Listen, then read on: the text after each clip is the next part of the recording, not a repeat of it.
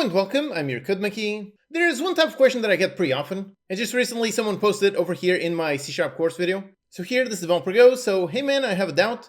What do you do when you get stuck on something for hours? Which right away, the fact that this question even comes up, that is a very interesting thing. That is definitely a very much beginner question. I will explain why in a little bit. So then I've taken it from others and am trying to do things on my own without watching tutorials anymore. I've watched many. I just want to create a basic player control you made in your cooking game at first, and I got stuck there. It's just motivating. Can you give any pointers? So the idea behind this message, this is very interesting. The idea of trying to do things on your own without watching tutorials. That's one of those things that can be a positive or a negative. It all depends on where exactly you are in your own personal learning journey. Then the important part is getting stuck and being demotivating. That is a really important thing over here in this question and what I see in many questions. And also it's better to watch Until Learn tutorials than YouTube, or does the same tutorial hell concept apply to it too? So a lot of interesting questions within this one question, but the main thing is really getting stuck and that being demotivating. And more importantly, the thing behind this question is how getting stuck is somehow something that shouldn't happen. And that is the main thing that I want to talk about in this video. But first of all, just some practical advice. So the answer, whenever you get stuck on something for hours, the answer is what I wrote here. So the answer is to look for help. Go on Google, go on YouTube, Reddit, and try to find someone else that has a similar problem to yours. Knowing how to Google, knowing how to ask the right question to get the right answer is a skill that you develop over time. This is one thing that is definitely very important. If you know how to ask the right question, you can find the answer for literally anything. But since there is so much information available on the internet, you have to know how to ask the right question in order to get the right answer. If you don't know how to ask the right question, it will be very difficult to find the answer. But like I wrote here, that is very much a skill that you develop over time. So the more you get used to using Google, Reddit, YouTube, whatever it is, the more that you are able to have some kind of problem and find some solution to your problem, find a way of asking a question that will allow you to find the answer that you're looking for. The more you do that over time, the better you become. And of course, when all else fails, really just take a break. There have been plenty of times that I'm stuck on some problem, then I go take a shower or walk my dog, and suddenly I come up with the answer. I would say this is an often overlooked tip. Basically just taking a break that can solve so many problems. Like I said here from my own personal experience, there have been many times where this has happened to me. I'm stuck on some kind of problem and I'm trying to solve it and I can't solve it. Then I really just go for a walk with my dog, just 10 minutes. And outside, I don't really use my phone. I'm really just by myself, just thinking. And all of a sudden, the answer suddenly comes to mind. So if you ever find yourself getting stuck on something, this is definitely one of my best tips. Really just take a break, take a shower, take a walk, do whatever you want. Really just get away from your computer, get away from the problem. And when you come back with fresh new eyes, the answer will probably be much easier. But the more important thing is really with regards to getting stuck on something for hours, which is what I wrote here. But if you are a beginner, then getting stuck more often is perfectly natural. So just accept it and don't let yourself become frustrated. This is really a key point. Many times that I see these kinds of comments from people, and usually from beginners, it's usually something like this, something that makes it seem like getting stuck is a problem, when in reality it's really just a natural part of the process. If you're starting to learn something, whatever it is, it can be programming, game development, whatever it is, in the beginning it's going to be very tricky to make just a little bit of progress, but remember how that is really just normal. So the thing that this person was saying, I got stuck there and it's really just very demotivating. The trick over here is really just knowing how getting stuck is a perfectly natural part of the process, so there's really no point in becoming demotivated, because you are really just going through the natural process. You're not doing worse, you're just going through the process exactly as it should be. Another very important thing is also what I wrote here, which is another thing that many beginners actually tend to forget or don't even know about, which is keep in mind how when you're watching a tutorial video, you are seeing the final version.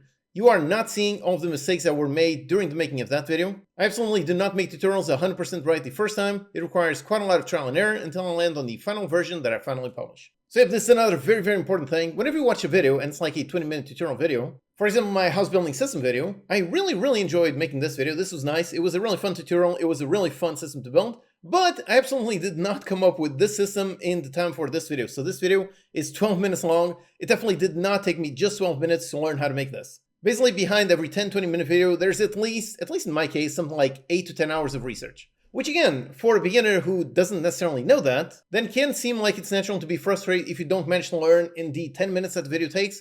But again, remember how that's really just a mirage, that is not reality. Behind every 10-20 minute video, there's a lot of research, a lot of stuff you don't see. You're really just seeing the final polished thing.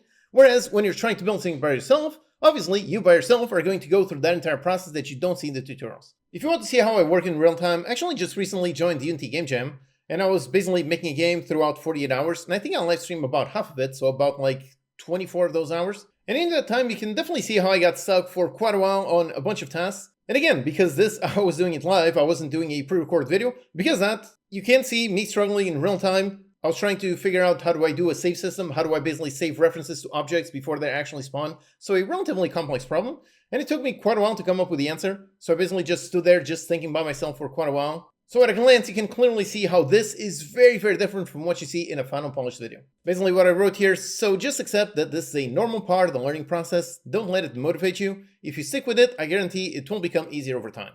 Really, the most powerful force in the world is really just experience. The more things you make, the more code you write, the more games you make, the easier it becomes. So on the first time, doing something like a player controller like this developer wanted to make, doing that the very first time will be very, very difficult. It will probably take you something like a week. Whereas after you have quite a lot of experience, like for myself, I can build a character controller in something like 10 minutes. That's really not because I'm special in any way, it's really just because I already have quite a lot of experience. I've already written hundreds of character controllers, so I don't really have to think too much. I already know exactly what I need to do, so it's really just more of a tapping exercise as opposed to a thinking exercise. So when it comes to this problem, getting stuck on some kind of problem, some kind of issue, the solution is really this: just accept it, accept that it's a normal part of the learning process, and importantly, don't let it demotivate you. If you do let it demotivate you, it's really not going to help you. You're not going to solve the problem better if you are more demotivated. So just accept that it's a normal part of the process. If you really feel stuck, then take a break, go do a walk, go do something else, and then come back to it.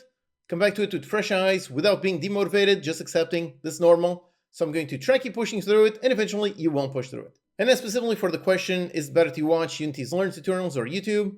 Does the same tutorial hell apply to it too? So for this one, I answered, basically Unity Learn is as good as its YouTube. Any of those will be perfectly fine for teaching you. There really is no magical tutorial that will help you avoid tutorial hell. That's really up to you to actively apply what you're learning. If you blindly watch tutorials, then you won't escape tutorial hell, regardless of what tutorial is like. So follow some tutorial and actively apply what you're learning. If you do that, you will indeed gain the knowledge you want. So yep, this is another thing that I see pretty common in a bunch of comments. Basically people searching for the magical tutorial that will suddenly click and make things suddenly much, much easier. And the answer is really that magical tutorial doesn't really exist. Obviously there are tutorials of varying quality, but for the most part, most tutorials are pretty good, or at least it's very easy to find some very good tutorials. But no matter how good the tutorial is, it can never ever be a replacement for actively doing things yourself. If you are just blindly watching videos, if so, then it really won't stick.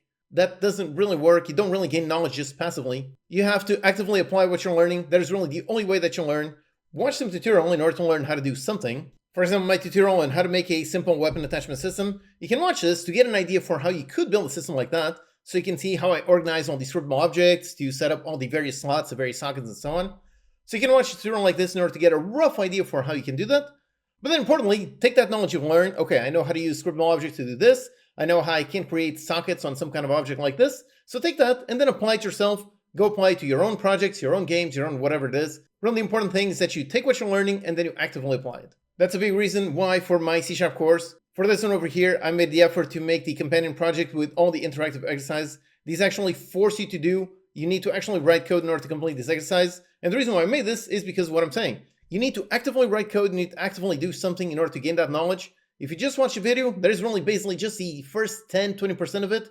The last 80%, that is really up to you to write the code. And when you write the code, that is when you will really internalize the knowledge, and then you can build whatever you want to build. So yep, if you get stuck on something for hours, if so, then A, just realize that is a perfectly natural part of the process. B, maybe go ahead and take a break. And C, watch some videos, but make sure you are applying what you're learning. In doing so, you will actually gain experience, you will actually gain that knowledge, and over time you will be able to build whatever you want to build. And if you want to learn how to make games, then check out my free complete courses. If you want to learn the super valuable C# language itself, then check out my free C# course. It covers everything from the language from beginner to advanced. Or if you prefer learning how to make a game itself, you can watch my free Catch and Chaos course. That one will teach you how to make a really awesome 3D game. Alternatively, I just recently released my free Lunar Lander 2D course.